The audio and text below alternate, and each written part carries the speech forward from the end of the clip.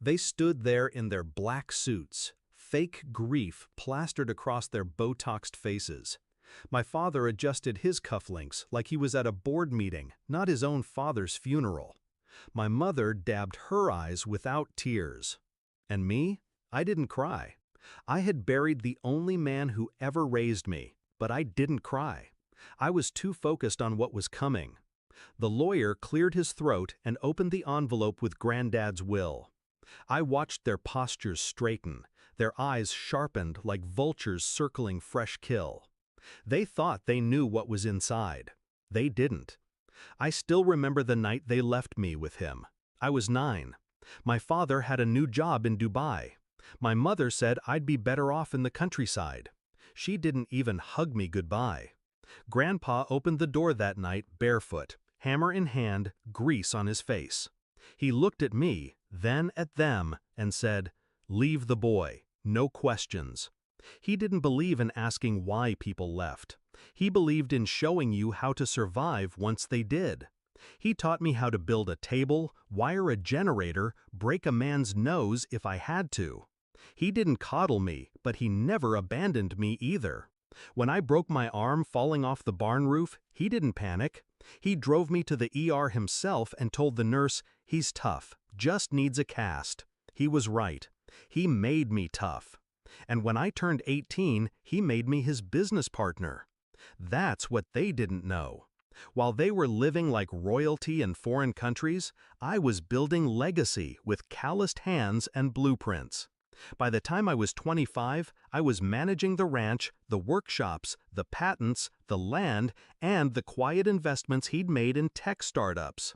Granddad played dumb, always wore those dirty overalls, but he was sharp. Silent rich. The kind who never showed his cards until it mattered. And it mattered now. The lawyer began to read. Generic preamble. Then, to my beloved grandson, who never needed to be told he was my son because he showed up every damn day, I leave everything. Silence. The kind that stretches, suffocates. The lawyer looked up, adjusted his glasses. That includes the house, land, business assets, patents, and my entire financial estate, valued at just under $112 million. My mother's hand twitched. My father blinked too fast. The vultures had misjudged the corpse. To my son and daughter-in-law, the lawyer continued, I leave a watch that never worked and a recipe for disappointment.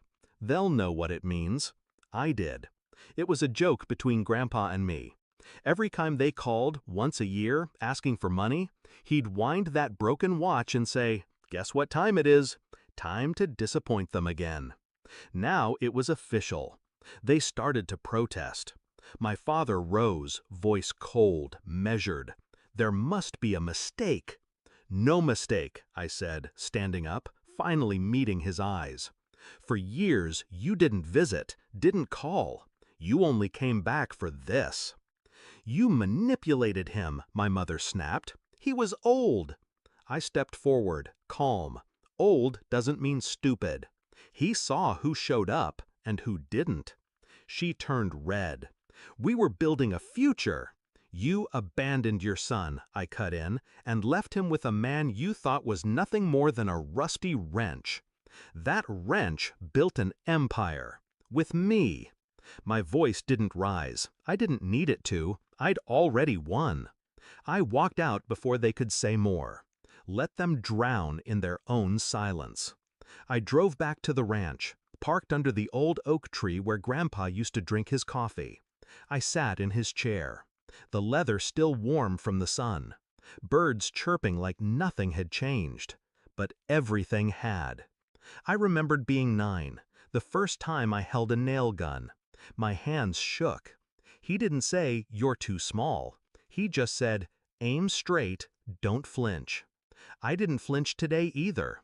I could have rubbed their faces in the money. I could have sued for abandonment. I could have banned them from the funeral altogether. But Grandpa taught me better than revenge for the sake of revenge. He taught me timing. He taught me silence.